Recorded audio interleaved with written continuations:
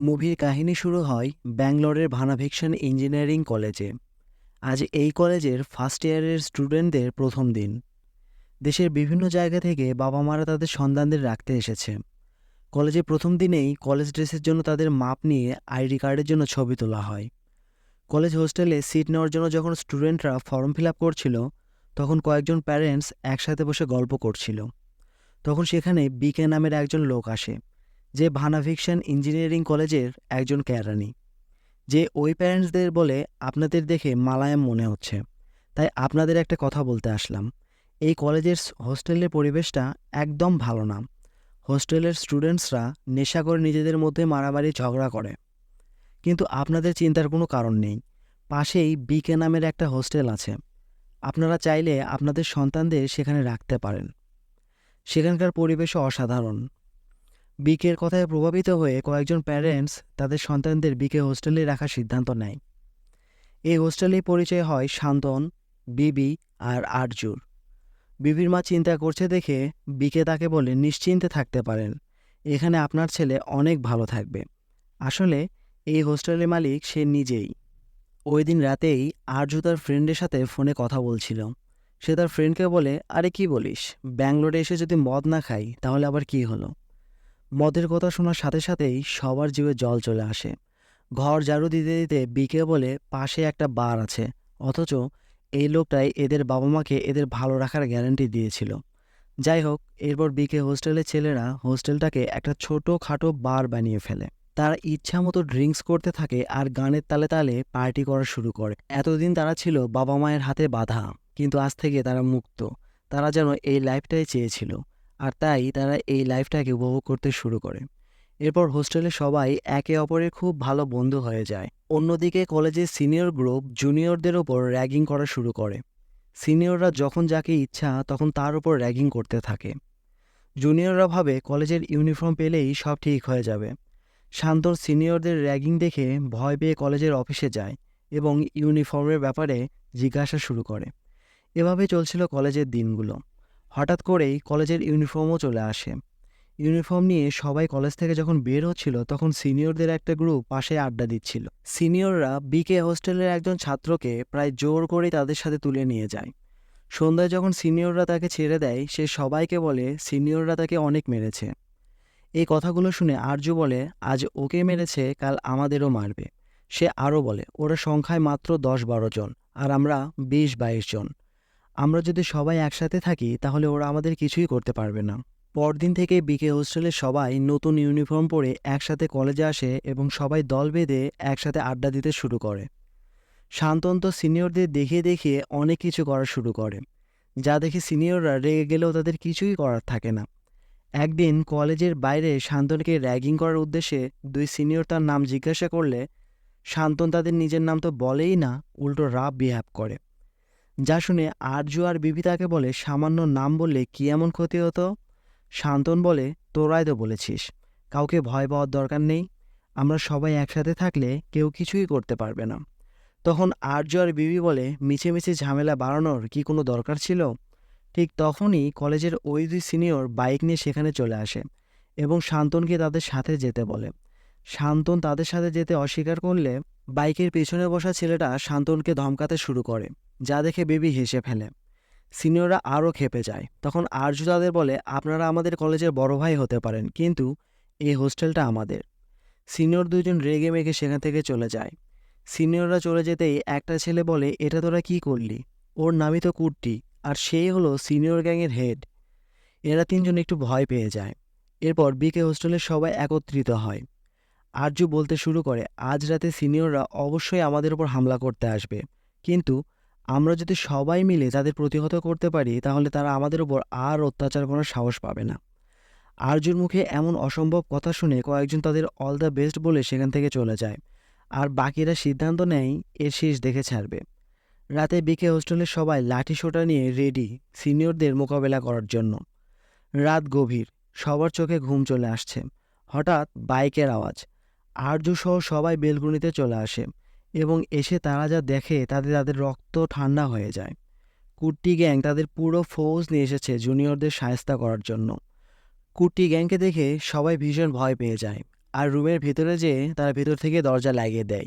কিন্তু এরা তিনজন বাইরে আটকা পড়ে যায়। একটু আগেই যারা সবাই একত্রিত হয়ে সিনিয়রদের শেষ দেখে ছাড়বে বলে ভেবেছিল, তারা এখন ভয়ে ঘরের ভেতর। যাই হোক, কুটি গ্যাং আরজু, বিবি আর শান্তনকে তাদের গায়ের জামা কাপড় খুলে তাদের সাথে নিয়ে চলে যায়। কুটি গ্যাংয়ের ছেলেরা গাড়িতেই তাদের মারপিট শুরু করে। এরপর হোস্টেলে নিয়ে যেয়ে তাদের ইচ্ছা মতো ধোলাই করে আর আনন্দ উল্লাস করতে থাকে। সবার শেষে কুট্টি তাদেরকে লাঠি দিয়ে পেটাতে থাকে। পেটানো শেষে কুট্টি তাদের বলে, আজ থেকে তোরা আমার দলের লোক, আজকের পর তোদের কেউ টাচও করতে পারবে না। হোস্টেলে ফিরে এসে শান্তন তাদের উপর হয়ে যাওয়া অত্যাচারের বর্ণনা দিতে থাকে। বিবি কান্না করতে করতে বলে, আমার নিজের মাও কখনো আমাকে এভাবে মারেনি। আরজু বলে, আমরা এর প্রতিশোধ নিব। তোরা আমার সাথে থাক বা না থাক, আমি এদের শায়েস্তা করবই করব। তারা প্ল্যানিং করা শুরু করে। তারা প্রতিদিনই কোনো না কোনো বারে যাওয়া শুরু করে এবং সেখানকার লোকাল গুন্ডাদের সাথে ভাব জমানোর চেষ্টা করে। কিন্তু দেখা যায় লোকালরা তাদের টাকায় খেয়ে দিয়ে সেখান থেকে চলে যায়, তাদের ফোন নম্বর পর্যন্ত দেয় না। স্থানীয়দের সাথে ভাব জমানোর চেষ্টায় তাদের হাতের টাকা পয়সা প্রায় শেষ। তবুও তারা থেমে যায় না। প্রতিদিনের খরচের টাকা জোগাড় করার জন্য তারা কখনো ওয়েটার, কখনো বা গায়ে রং মেখে রাস্তায় অ্যাক্টিং করা শুরু করে। তাদের মাথায় এখন শুধু একটাই চিন্তা, এমন একজন লোকাল মানুষকে খুঁজে বের করতে হবে যে অনেক পাওয়ারফুল, যাকে দিয়ে কুটিকে শায়েস্তা করা যাবে। একদিন রাতে তারা ময়ূরী বারে যায়। আরজু বলে, শুনেছি এই বারে নাকি অনেক বড় বড় গ্যাংস্টাররা আসে, আর এই বারের ওনার নাকি অনেক পাওয়ারফুল। তারা প্রতিদিনই এই বারের ওনারের সাথে কথা বলার চেষ্টা করতে থাকে, কিন্তু ওনারের সাথে থাকা গার্ডরা প্রত্যেকবারই তাদেরকে রিজেক্ট করে দেয়। তারা তিনজন ওয়াশরুমে এসে দেখে বিশাল লম্বা লাইন। লম্বা লাইন পেরিয়ে তারা যখন পি করতে নেয়, তখন পিছন থেকে এক লোক বলে, তোমার কাছে কি লাইটার আছে? বিবি বলে, তুমি দেখছো না আমি ব্যস্ত আছি? লোকটা তখন পিছন থেকে সামনে এসে বিবির মুখে থাকা সিগারেট থেকেই সিগারেট জ্বালিয়ে নেয়। লোকটা বিবিকে বলে, তুমি মনে হয় কলেজের ছাত্র। বিবি লোকটাকে আর কিছু বলে না, সে সেখান থেকে চলে আসে। বিবি আরজুকে বলে, আমাদের কপালটাই খারাপ, যেখানেই যাচ্ছি সেখানেই এমন ধরনের লোকের সাথে দেখা হয়ে যাচ্ছে। দেখে তো মনে হচ্ছে লোকটা একজন ড্রাইভার। আরজু বলে, বাদ দে তো, চল আমরা আমাদের কাজ করি। প্রতিদিনের মতো একদিন সন্ধ্যায় তারা বারে আসে ড্রিঙ্কস করার জন্য, কিন্তু সেদিন বারে খুব ভিড় ছিল। আশেপাশে কোথাও কোনো টেবিল ফাঁকা ছিল না। তারা একটা ফাঁকা টেবিল দেখতে পায় এবং সেখানে যেয়ে বসে, কিন্তু ওয়েটার এসে বলে, এই টেবিলটা রিজার্ভ, দয়া করে আপনারা অন্য কোথাও বসুন। তারা তিনজন অন্য একটা টেবিলে বসে ড্রিঙ্কস করছিল। হঠাৎ শান্তন বলে, দেখ ওই লোকটা আসছে, এখন সে এসে ওই টেবিলে বসবে আর ওয়েটার তাকে ধাক্কা মেরে তুলে দেবে। লোকটা এসে চেয়ারে বসে। ওরা তিনজন মজা দেখার জন্য উৎসাহ নিয়ে সেদিকে তাকিয়ে থাকে, কিন্তু তাদের অবাক করে দিয়ে ওয়েটার এসে লোকটাকে একটা ড্রিঙ্কস দিয়ে যায়। তারা আরও অবাক হয়ে যায় যখন দেখে এইবারের ওনার লোকটার সামনে এসে মাথা নত করে কথা বলছে। এতক্ষণে এরা বুঝতে পারে এই লোকটা কোনো সাধারণ মামুলি লোক নয়। আর্য আর শান্তন বিবিকে লোকটার সাথে ভাব জমানোর জন্য জোর করে পাঠিয়ে দেয়। বিবি একটা সিগারেট হাতে নিয়ে লোকটার পিছনে যেয়ে ভয়ে ভয়ে আস্তে করে বলে, আপনার কাছে লাইটার হবে? লোকটা তখনই তার কাছে থাকা লাইটার বিবির হাতে দেয় এবং পিছনে ঘুরে সে বলে, আরে তুমি, কাল তোমার সাথে ওয়াশরুমে দেখা হয়েছিল, সিগারেট জ্বালিয়েছিলাম। বিবি আমতা আমতা করে বলে, জি চিনতে পেরেছি। তখন লোকটা বলে, আরে বসো এখানে। বিবি বলে, আমার সাথে আমার বন্ধুরাও আছে। লোকটা তাদেরকেও ডেকে নেয়। লোকটা বলে, আমার নাম রাঙ্গা, তোমরা তোমাদের নাম বলো। তারা তিনজনই তাদের নাম বলে। শান্তনের ড্রিঙ্কস শেষ হয়ে গিয়েছিল, যা রাঙ্গা বুঝতে পারে। তাদেরকে ড্রিঙ্কস কিনে দেওয়ার জন্য রাঙ্গা ওয়েটারকে একটু উচ্চস্বরে ডাক দেয়। রাঙ্গার মুখের এমন জোরালো কথা শুনে আশেপাশের টেবিলে বসে থাকা তার অনুসারীরা তাদের কাছে থাকা অস্ত্রশস্ত্রগুলো বের করে রাঙ্গার টেবিলের কাছে চলে আসে। তারা ভেবেছিল রাঙ্গার সাথে বসে থাকা এরা তিনজন হয়তো রাঙ্গাকে কিছু বলেছে। এই সব কিছু দেখে এরা তিনজন বুঝতে পারে রাঙ্গা কোনো সাধারণ লোক নয়। রাঙ্গা অনেক পাওয়ারফুল একজন মানুষ, আর ওরা এমন একজন মানুষকেই খুঁজছিল। এমন পাওয়ারফুল একজন মানুষকে বন্ধু হিসেবে পেলে তারা কুট্টিকে উচিত শিক্ষা দিতে পারবে। এরপর থেকে তারা তিনজন রাঙ্গার সাথে নিয়মিত আড্ডা দেওয়া শুরু করে। রাঙ্গার সাথে বন্ধুর মতো মিশে যায়, আর রাঙ্গাও যেন তাদের মাঝে নিজেকে খুঁজে পেতে শুরু করে। রাঙ্গাও তাদেরকে নিজের ছোট ভাইয়ের মতো ভাবতে শুরু করে। ওরা তিনজনই ভুলে যায় যে তারা এখানে পড়তে এসেছে। ওরা তাদের পড়ালেখা বাদ দিয়ে কুট্টির উপর প্রতিশোধের নেশায় রাঙ্গার কাছাকাছি আসতে শুরু করে। তাদের এখন একটাই লক্ষ্য, রাঙ্গা ভাইকে দিয়ে কুট্টিকে উচিত শিক্ষা দেয়া। ধীরে ধীরে তাদের বন্ধুত্ব আরও গভীর হয়। একদিন শান্তন জিজ্ঞাসা করে, রাঙা ভাই এমন পাওয়ারফুল মানুষ কিভাবে হলো? তখন রাঙার ডান হাত আম্বান তাদেরকে সেই কাহিনী শোনানো শুরু করে। সে বলে, রাঙা ভাই যখন কলেজে পড়তো তখন সে একটি জুসের দোকানে কাজ করত। পড়াশোনার খরচ চালানোর জন্য রাঙা ভাই পার্ট টাইম এই কাজটা করত। ওই জুসের দোকানের মালিক রাঙা ভাইয়ের দূর সম্পর্কের কাজিন ছিল। সে ভাইয়ের জমানো সব টাকা শেয়ার মার্কেটে কোনো একটা কোম্পানিতে ইনভেস্ট করে, কিন্তু ওই কোম্পানি অনেক লস করে, যার ফলে ভাইয়ের সব টাকা জলে চলে যায়। আবার কিছুদিন পর ওই কোম্পানি এত মুনাফা করে যে ভাইয়ের ইনভেস্টের টাকা 40 গুণ হয়ে যায়। ভাইয়ের ওই কাজিন এবারও ভাইয়ের সব টাকা অন্য একটা জায়গায় ইনভেস্ট করে, কিন্তু বিতিবাম ভাইয়ের সব টাকা এবারও জলে যায়। ভাইয়ের কলেজে পড়ার স্বপ্ন স্বপ্নই থেকে যায়। এরপর ভাই মনের দুঃখে আবার জুসের দোকানে কাজ করা শুরু করে। আম্বান গল্প শোনাতে শোনাতে তাদের হোস্টেলের সামনে গাড়ি দাঁড় করিয়ে দেয়, আর তাদেরকে বাকি গল্প কাল শোনাবো বলে তাদেরকে নামিয়ে দিয়ে চলে যায়। পরদিন আম্বান আবার তাদের গল্প শোনানো শুরু করে। সে বলে, একদিন ভাই জুসের দোকানে কাজ করছে, এমন সময় কয়েকজন গুন্ডা সেখানে এসে ঝামেলা করা শুরু করে। ভাই প্রথমে ভালোভাবে তাদের বোঝানোর চেষ্টা করে তারা যেন ঝামেলাটা দোকানের বাইরে যেয়ে করে, কিন্তু গুন্ডাগুলো তা মানে না। তখন ভাই তাদের এমন উত্তম মাধ্যম দেয় যে তারা দোকান ছেড়ে পালিয়ে যায়। আর এখানে রাঙা ভাই প্রথমবারের মতো পরিচয় হয় রেড্ডি ভাই নামে একজন নামকরা গুন্ডার সাথে। এরপরেই রাঙা ভাই রেড্ডি ভাইয়ের গ্যাংয়ে যোগ দেয়। রাঙা ভাই বোতল খোলার ওপেনার দিয়ে মানুষকে মারত, তাই রেড্ডি রাঙা ভাইকে এমন একটি ওপেনার গিফট করে যা দেখতে ঠিক চাকুর মতো। রেড্ডির একজন শত্রু ছিল, তাকে মারতে রেড্ডি ভাইকে সাথে নিয়ে যায়। একজন লোক সাথে এনেছে বলে রেড্ডির শত্রুরা তাকে নিয়ে হাসাহাসি শুরু করে, কিন্তু রেড্ডি তো জানে রাঙা একা 100, তাই সেও শয়তানি হাসি দেওয়া শুরু করে। এরপর ভাই রেড্ডির শত্রুকে একদম নিশ্চিহ্ন করে দেয়। এরপর এমন হয়েছে যে ভাইয়ের সামনে শত শত গুন্ডা আর ভাই একা। ব্যাস, ভাই সবাইকে মেরে খতম করে দিয়েছে। আর এভাবেই আস্তে আস্তে ভাইয়ের নাম ডাক চারদিকে ছড়িয়ে পড়ে। ধীরে ধীরে জুসের দোকানে কাজ করা ছেলেটা আজকের রাঙা ভাই হিসেবে পরিচিতি পায়। পরদিন রাতে রাঙার গাড়িতে অস্ত্রশস্ত্র তোলা হচ্ছিল। রাঙা তার গ্যাং নিয়ে কাউকে শায়েস্তা করতে যাচ্ছে। এরা তিনজন রাঙার সাথে যেতে চায়, কিন্তু এরা অনেক ছোট বলে রাঙা এদের সাথে নেয় না। আম্বানিদেরকে আরও বলেছিল, রাঙা ভাইয়ের গ্যাংস্টার হওয়ার কথা যখন রাঙার মা জানতে পারে তখন তার মা তাকে ছেড়ে চলে যায়। এতে রাঙা ভাইয়ের কিন্তু কোনো পরিবর্তন হয়নি। তার মা তাকে ছেড়ে চলে যাওয়ার পরে রাঙা রেড্ডির থেকে আলাদা হয়ে যায় আর নিজের গ্যাং শুরু করে। এই তিনজনের কাছে এই গল্পগুলো এখনও আজগুবি বলে মনে হচ্ছে, কিন্তু তার প্রতিশোধের নেশায় এই সব কিছু চুপচাপ হজম করে নিচ্ছে। একদিন রাঙা এদেরকে ফোন করে বলে, কিরে, তোরা না মারামারি দেখতে চেয়েছিলি? আজকে চলে আয়, তোদের মারামারি দেখাবো। কয়েকটা বখাটে ছেলে একটা মেয়েকে সবসময় ডিস্টার্ব করত। রাঙা তার গ্যাং নিয়ে তাদের কাছে যায় এবং বখাটেদের ধোলাই করা শুরু করে। কিন্তু সব থেকে মজার বিষয় হলো রাঙা নিজের হাতে কাউকে মারে না। সে তার লোকদেরকে ইনস্ট্রাকশন দেওয়া শুরু করে যে কাকে কিভাবে মারতে হবে। এটা দেখে বিবি আম্বানকে জিজ্ঞাসা করে, রাঙা ভাই নিজে কাউকে মারছে না কেন? আম্বান বলে, ভাই ভাইগিরি ছেড়ে তার মায়ের কাছে চলে যাওয়ার সিদ্ধান্ত নিয়েছিল, কিন্তু ভাই তার মায়ের কাছে যাওয়ার আগেই তার মা দুনিয়া ছেড়ে চলে যায়। তখন ভাই কসম খায় যে সে নিজে কাউকে আঘাত করবে না, আর তারপর থেকেই ভাই কখনো কারো গায়ে আঘাত করেনি। রাঙা ভাই ইনস্টাগ্রামে রিলস পোস্ট করত, কিন্তু তার পোস্টে খুব কম লাইক কমেন্ট আসতো, আর ওই রিলসগুলো দেখে এরা তিনজন খুব হাসাহাসি করত। একদিন রাতে যখন তিনজন রাঙা ভাইয়ের সাথে আড্ডা দিতে আসে তখন আম্বানির পিঠে চাকুর দাগ দেখতে পায়। এরা এর কারণ জানতে চাইলে রাঙা ভাই বলে, ওইটা আমি করেছি।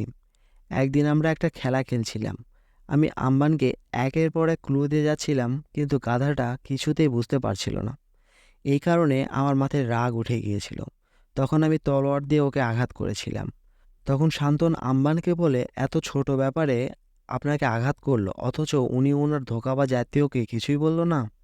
তখন আম্বান বলে, জমির দাম বাড়ার পর রাঙা ভাইয়ের ওই কাজিন রাঙা ভাইকে মারার জন্য গুন্ডা পাঠিয়েছিল। রাঙা ভাই তখন তার কাজিনকে জমি দেওয়ার কথা বলে তার বাড়িতে ডেকে নেয় এবং তাকে মেরে ফেলে, আর তার লাশটা রান্নাঘরে পুঁতে রাখে। তার কাজিনের রক্ত দেয়ালে লেগেছিল। রাঙা ভাই তার ওপর দিয়ে আবার লাল রং পেইন্ট করেছিল, আর সেই লাল রঙের দিকে তাকিয়ে অনেকক্ষণ চিৎকারও করেছিল। আম্বানির মুখে রাঙা ভাইয়ের কাহিনী ওরা তিনজন শুনছিল আর অবাক হচ্ছিল। যাই হোক, পরদিন রাতে এরা তিনজন এত মদ খেয়েছিল যে তাদের নিজেদের আর হোস্টেলে যাওয়ার মতো অবস্থা ছিল না। আম্মান তাদেরকে রুমে পৌঁছে দিতে আসলে হোস্টেলের মালিক বলে এভাবে প্রতিদিন এত দেরি করে কেউ হোস্টেলে প্রবেশ করতে পারবে না। রাঙা ভাই তখন হোস্টেল থেকে তাদের জিনিসপত্র নিয়ে ওদের তিনজনকে তার পুরনো বাড়িতে রেখে দেয়। পরদিন যখন তাদের ঘুম ভাঙে তখন তারা নিজেদেরকে একটা আলিশান রুমে আবিষ্কার করে, যেখানে ফ্রিজ ভর্তি মদ ছিল, প্যাকেট ভর্তি সিগারেট ছিল, আর রান্নাঘরে তাদের পছন্দ অনুযায়ী আনলিমিটেড খাবার ছিল। রাঙা তাদের ফোন দিয়ে বলে, কী রে, তোদের বাসা পছন্দ হয়েছে? ওই বাসাটা আজ থেকে তোদের, আর বাইরে তোদের জন্য আরও একটা উপহার আছে, দেখ সেটা পছন্দ হয় কিনা। তারা তিনজন দৌড়ে বাড়ি বাইরে চলে আসে, এসে দেখে রাঙা ভাই তাদের কলেজে যাওয়ার জন্য একটা রয়্যাল এনফিল্ডের ব্যবস্থা করে রেখেছে। তারা তো মহা খুশি। তিন বন্ধু ওই বাইক নিয়ে কলেজে আসে। কলেজে আসতেই কলেজের সিনিয়র কুট্টি তার একজন সহকারীকে নিয়ে বাইকের কাছে চলে আসে, আর তাদের কাছ থেকে বাইকের চাবি নিয়ে বাইকটা কলেজের বাইরে নিয়ে আসে। ওরা তিনজনও কলেজের বাইরে আসে। কুট্টি তাদের বলে, তোরা আজ থেকে আর এই বাইক নিয়ে কলেজে আসবি না, কারণ এতে সিনিয়ররা অপমানিত হবে। কুটি যাওয়ার সময় তাদের বলে, শুনলাম তোরা নাকি নতুন বাড়িতে উঠেছিস, জলদি একটা পার্টির ব্যবস্থা কর। ওই দিন রাতে আড্ডার সময় আর্য বলে কুট্টিকে শিক্ষা দেওয়ার সময় চলে এসেছে। তখন ওরা তিনজন রাঙা ভাইকে কলেজের সিনিয়রদের ব্যাপারে সব কিছু বলে। সব কিছু শুনে রাঙা তো রেগে মেগে আগুন হয়ে যায়। রাঙা বলে, এই বিষয়গুলো তোরা আমাকে আরও আগে জানাসনি কেন? আমার সাথে এখনই চল, এখনই ওদেরকে উচিত শিক্ষা দিয়ে দিব। তখন বিবি বলে, ওরা আমাদের কলেজের সবার সামনে মেরেছে, আমরা ওদের সবার সামনেই মারব। পরদিন ওরা কলেজে যেয়ে কুটিকে ফোন দেয় আর ইচ্ছামতো গালিগালাজ করতে থাকে। কুটি তার গ্যাংকে নিয়ে তাদের কাছে চলে আসে এবং তাদের তিনজনকে মারতে শুরু করে, যা দেখে রাঙা ভাই শরীরে রক্ত টকবক করতে শুরু করে। সে চিৎকার দিয়ে কুট্টির দিকে এগোতে থাকে। তার সাথে থাকা আম্বান ও অন্যান্যরা যে কুট্টি আর তার গ্যাংকে ধোলাই করা শুরু করে দেয়। তারা কুট্টি আর তার গ্যাংকে আচ্ছা মতো ধোলাই করে। আম্বান কুট্টিকে কুত্তা বানিয়ে মারতে থাকে। মার খেয়ে কুট্টি সবার সামনে হাত জোর করে মাফ চায় আর বলে এরপরে ওদের তিনজনকে আর কোনোদিন জ্বালাতে আসবে না। রাঙা কলেজের সবাইকে বলে, এরা তিনজন আমার ছোট ভাই, কেউ যদি এদের দিকে চোখ তুলেও তাকায় তাহলে তারও এই একই অবস্থা হবে। ফাইনালি এদের তিনজনের স্বপ্ন পূরণ হয়। এরা কুট্টিকে উচিত শিক্ষা দিতে পেরেছে। এরপর থেকে এরা তিনজন তো কলেজের হিরো হয়ে যায়। এখন এরা কলেজে চিল মোডে ঘোরাফেরা করে। এদের দেখলে কলেজের মেয়েদের মনে লাড্ডু ফুটতে শুরু করে, আর সিনিয়ররা তো এদের দেখলে মাথা নিচু করে রাস্তার সাইড দেয়। এই সব কিছু এরা তিনজন খুব এনজয় করতে থাকে। এই বিষয়গুলো এরা এতটাই এনজয় করা শুরু করে যে এক্সাম হলে বসে কেউ বা সাদা খাতা জমা দেয়, আবার কেউ বা খাতার মতো বিমান আঁকিয়ে পৃষ্ঠা ভরায়। এরপর একদিন ড্রিঙ্কস করে গাড়িতেই সবাই ঘুমিয়ে পড়লে বিবির ফোনের রিংটোনে রাঙার ঘুম ভাঙে। বিবির মা ফোন করেছে। রাঙা ফোন রিসিভ করে তার নাম বলে। তখন বিবির মা রাঙাকে বলে, বিবির মুখে তোমার নাম অনেক শুনেছি, তুমি নাকি ওর বড় ভাইয়ের মতো। রাঙা তো এই কথা শুনে খুশিতে আত্মহারা হয়ে যায়। সে আরও কিছুক্ষণ কথা বলে ফোন কেটে দেয়। এরপর দেখা যায় কলেজের নতুন প্রফেসর এসেছে। প্রফেসর এদের তিনজনকে তার রুমে ডেকে নেয়, কারণ এরা তিনজন সব সাবজেক্টে ফেল করেছে আর কলেজে এদের গুন্ডাগিরির ব্যাপারে তিনি জেনে গিয়েছেন।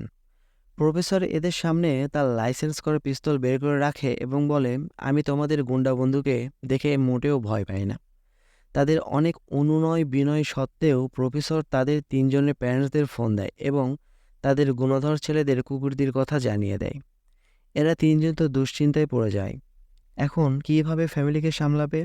কিন্তু এরা জানতে পারে তাদের ফ্যামিলি প্রফেসরের কথার কোনো কিছুই বুঝতে পারেনি, কারণ প্রফেসর তাদের ফ্যামিলির সাথে ইংলিশে কথা বলেছে। এরপর তিনজন আবার প্রফেসরের রুমে যায় এবং হাত জোর করে কলেজ থেকে বহিষ্কার না করার জন্য রিকোয়েস্ট করতে থাকে।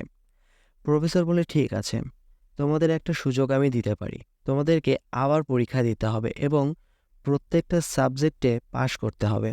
তিনি আরও বলেন, এরপরে তোমাদের বাবা মার কাছে যদি আমি ফোন করি তাহলে যে ভাষায় কথা বললে তারা বুঝতে পারবে সে ভাষায় আমি কথা বলবো। এরা তিনজন চিন্তা করে এরপর থেকে তারা পড়াশোনার প্রতি মনোযোগী হবে, কিন্তু রাঙা ভাইয়ের সাথে তাদের বন্ধুত্ব ঠিক রাখতে হবে। রাঙ্গা ও তার গুরু রেড্ডির মধ্যে এখন মারমার কাট সম্পর্ক। একদিন রেড্ডির অনেকগুলো পোষা গুন্ডা রাঙ্গাকে ঘিরে ফেলে। তার সংখ্যায় অনেক ছিল। এদের দেখেই আম্বান রাঙ্গাকে গাড়িতে উঠতে বলে আর আম্বান নিজে এদের সাথে মারামারি শুরু করে। তার সাথে যোগ দেয় রাঙ্গার দলের আরও দুই ছেলে এবং তার ড্রাইভার নাজাপ্পান। রেড্ডির গুন্ডাদের হাতে ধারালো অস্ত্র ছিল। রাঙ্গা গাড়িতে বসে দেখছিল যে তার লোকেরা তাকে বাঁচানোর জন্য কিভাবে রেড্ডির লোকদের সাথে লড়াই করছে। সে গাড়িতে বসেই সবাইকে ইনস্ট্রাকশন দিচ্ছিল যে কিভাবে কাকে মারতে হবে। ঠিক তখনই কিছু গুন্ডা গাড়িতে বসা রাঙ্গার উপর আঘাত করার চেষ্টা করে। গুন্ডারা গাড়ির উপরে উঠে গাড়িতে থাকা রাঙ্গা আর ওদের তিনজনকে মারার চেষ্টা করতে থাকে। এইরকম ভয়াবহ পরিস্থিতিতে এরা তিনজন খুব ভয় পেয়ে যায়। রাঙ্গা পরিস্থিতি ভয়াবহ দেখে গাড়ি স্টার্ট করে এবং গাড়ি দিয়েই গুন্ডাদের আঘাত করতে থাকে।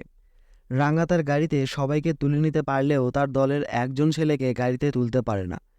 পরিস্থিতি ভয়াবহ দেখে তাকে ছেড়ে চলে যাওয়ার সিদ্ধান্ত নেয়, কিন্তু তার গাড়িতে থাকা একটা ছেলে হঠাৎ করে গাড়ি থেকে লাফ দিয়ে নেমে যায় তার বন্ধুকে বাঁচানোর জন্য। এটা দেখে রাঙ্গা আবার গাড়ি ঘুরিয়ে নেয় এবং গাড়ি দিয়ে ওই গুন্ডাদেরকে আঘাত করে তার দলের দুইজনকে গাড়িতে তুলে নেয়। এরপর রাঙ্গা দ্রুত গাড়ি চালিয়ে সেখান থেকে চলে আসে। আম্বান রাঙ্গাকে গাড়ি হাসপাতালে নিয়ে যেতে বলে। সে বলে, ভাই, আমার পিঠে হয়তো 16 নম্বর দাগটা পড়েই গেছে। এই কথা বলেই সে হেসে দেয়। তার কথা শুনে রাঙ্গা সহ গাড়িতে থাকা তার সহকারীরাও হেসে ফেলে। এদের এই সব কিছু দেখে এরা তিনজন খুব ভয় পেয়ে যায়। ভয় পাওয়ারই কথা, কারণ একটু আগেই এরা সাক্ষাৎ মৃত্যুর হাত থেকে বেঁচে ফিরেছে। রাঙ্গা এদের নামিয়ে দিয়ে চলে গেলে তারা বলে আজকের পর থেকে রাঙ্গা ভাইয়ের ফোন আর ধরা যাবে না। পরদিন তারা বেশ সিরিয়াস মুড নিয়ে গ্রুপ স্টাডি করার জন্য হোস্টেলে যায়। রাঙ্গা সারাদিন তাদের অনেকবার ফোন দেয়, কিন্তু তারা কেউই ফোন রিসিভ করে না। রাতে বাড়ি ফেরার সময় এরা দেখতে পায় রাস্তার দুই পাশে লাইটিং করা। তারা তাদের বাড়িতে ঢুকতেই দেখতে পায় তাদের বাড়িটা পুরো একটা মেলার মাঠের মতো হয়ে গেছে। আর তাদের বাড়ির দরজায় বড় করে লাইটিং করে লেখা হয়েছে হ্যাপি বার্থডে রাঙ্গা, অর্থাৎ আজ রাঙ্গার জন্মদিন। শহরে যত গুন্ডা পান্ডা ছিল তারা সবাই রাঙ্গার জন্মদিন পালন করতে এসেছে। একটা মিউজিকের তালে তালে রাঙ্গা সহ উপস্থিত সবাই খুব মজা করে নাচানাচি করছে। মুভির এই অংশটুকুতে একটা জমকালো অনুষ্ঠান দেখানো হয়। অন্যদিকে এরা তিনজন এই সব কিছু দেখে অবাক হয়ে যায়। একদিকে তারা পড়াশোনায় মনোযোগী হওয়ার কসম খেয়েছে, অন্যদিকে রাঙ্গার আজ জন্মদিন। তারা ভাবে আজ রাঙ্গা ভাইয়ের জন্মদিন উপলক্ষে একটু আনন্দ তো করাই যায়। পড়াশোনা না হয় কাল থেকে শুরু করব। ব্যাস, যেই ভাবে সেই কাজ। তারাও তিনজনও পার্টিতে নাচানাচি শুরু করে দেয়। পরদিন তারা ভাবে তারা আজ রাঙ্গা ভাইকে বলে দেবে যে সামনে তাদের এক্সাম আছে আর তারা একটু পড়াশোনায় মনোযোগী হতে চাচ্ছে। কিন্তু রাঙ্গা ভাই তাদের নিয়ে একটু বেশিই চিন্তা করা শুরু করেছে, যে কারণে রাঙ্গা ভাই এই তিনজনের জন্য স্পেশাল কিছুর ব্যবস্থা করে রেখেছে। এরা তিনজন রুমে এসে ড্রেস চেঞ্জ করছে। এমন সময় রাঙ্গা দুইজন আন্টিকে নিয়ে তাদের রুমে প্রবেশ করে এবং বলে, নাও মজা করো। তাই বলে আন্টিদের তাদের দিকে ঠেলে দিয়ে দরজা বন্ধ করে দৌড় দেয়। আন্টি দুইজন এদের সাথে মৌজ মস্তি করার চেষ্টা করতে থাকে, আর এরা তিনজন তো এদের হাত থেকে বাঁচার জন্য দৌড়াদৌড়ি শুরু করে দেয়। রুম থেকে বেরিয়ে এরা তিনজন মুখ গোমড়া করে বসে আছে। তারা তিন বন্ধু মিলে সিদ্ধান্ত নেয় তারা আজ রাঙ্গা ভাইকে বলবেই বলবে যে সামনে তাদের এক্সাম, তারা একটু পড়তে চায়। ঠিক তখনই রাঙ্গার কাছে একটা ফোন আসে। ফোনের আগে শুনতে পায় তার দলের দুইজন ছেলে তাকে ছেড়ে পালিয়েছে। রাঙ্গা তো রেগে ভূত হয়ে যায়। সে সবাইকে বলে, এখনই চল, ওদের দুইজনকে ধরে মারতে মারতে তক্তা বানিয়ে ফেলবো। আম্মান রাঙ্গার রাগ কমানোর জন্য একটা গেম খেলার কথা বলে। খেলার কথা শুনে রাঙ্গার রাগ কমে যায়। সে বলে, বিবি আমার দলে। খেলা শুরু হয়। রাঙ্গা ইশারাতে তার দলের দুইজন সদস্যকে একটা মুভির নাম বলতে বলে, কিন্তু বিবি আর একজন মহিলা যারা রাঙ্গার দলের সদস্য এরা বুঝতেই পারছিল না যে রাঙ্গা কি বোঝাতে যাচ্ছে। রাঙ্গার মাথায় আবার রক্ত উঠে যায়, কারণ সে এত সুন্দর করে ইশারা করছে অথচ এরা দুইজন তা বুঝতেই পারছে না।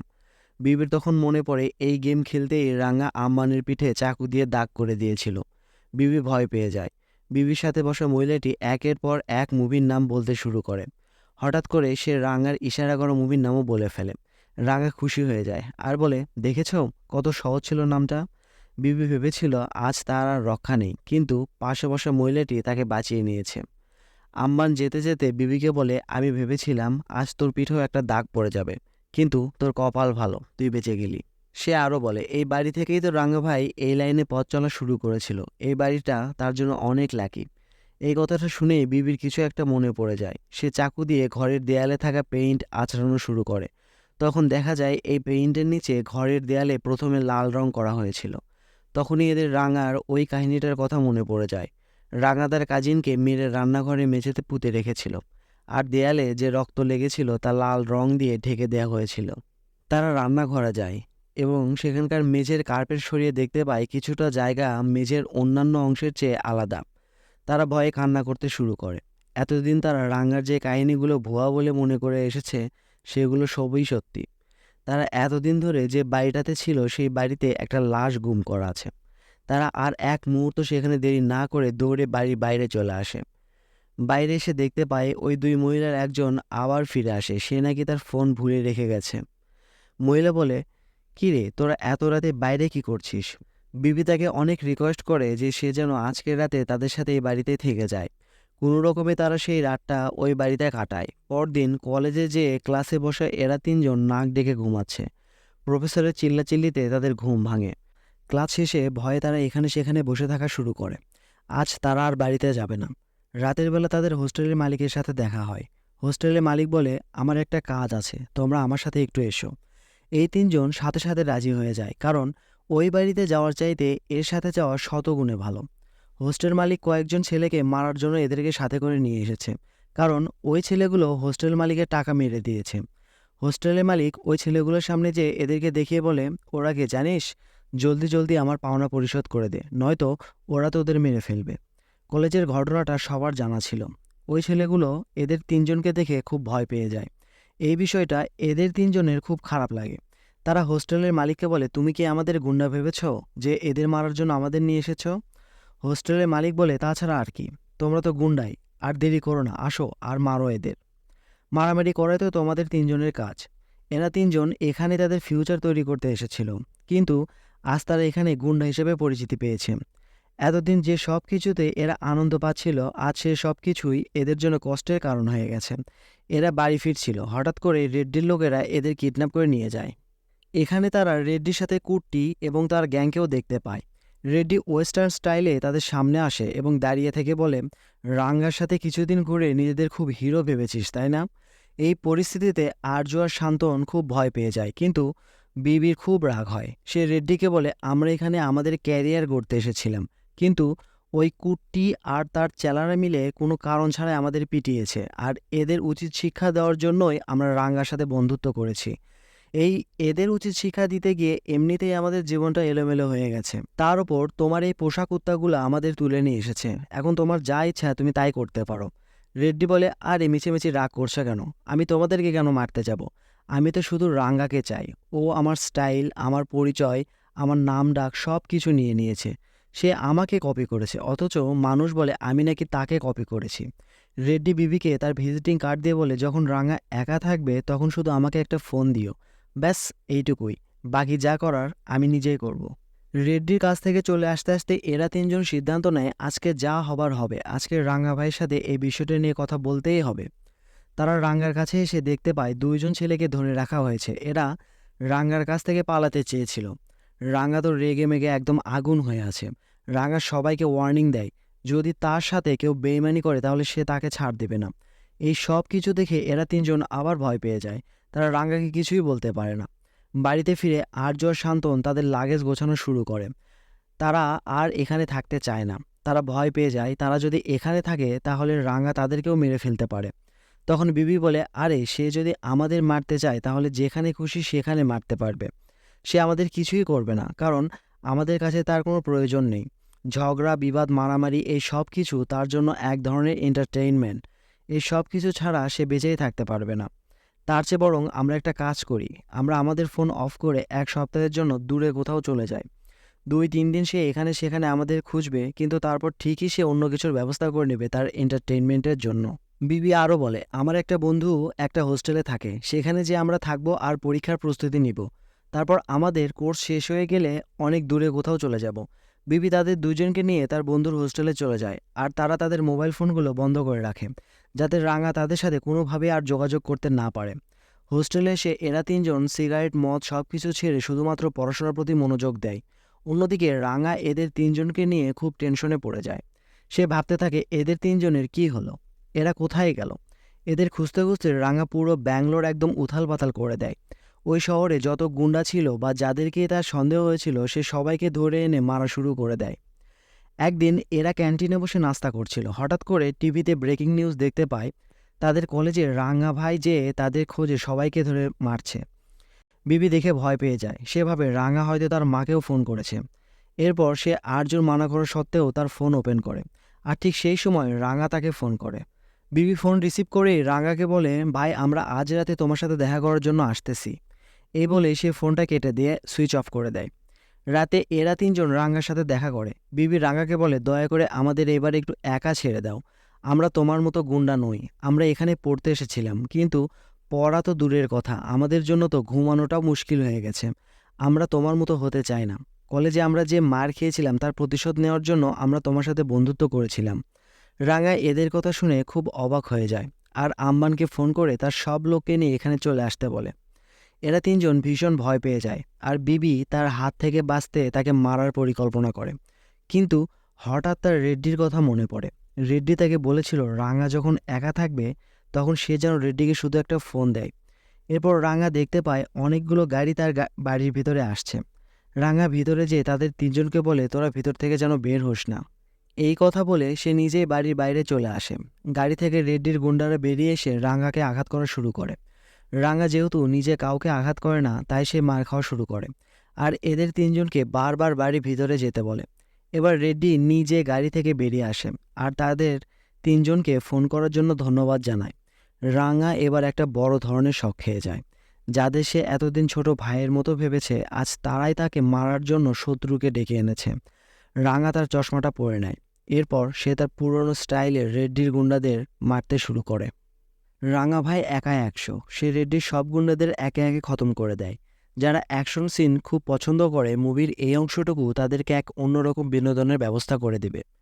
এরপর রাঙা রেড্ডিকেও খতম করে দেয়। এই সব কিছু দেখে এরা তিনজন ভয়ে ঘরের ভিতরে যেয়ে লুকিয়ে পড়ে। এর মধ্যে আম্বানও তার গ্যাং নিয়ে চলে আসে। রাঙা একটা কুড়াল হাতে নিয়ে এদের তিনজনকে মারার জন্য ঘরের ভিতরে চলে আসে আর ভিতর থেকেই বাড়ির দরজা বন্ধ করে দেয়।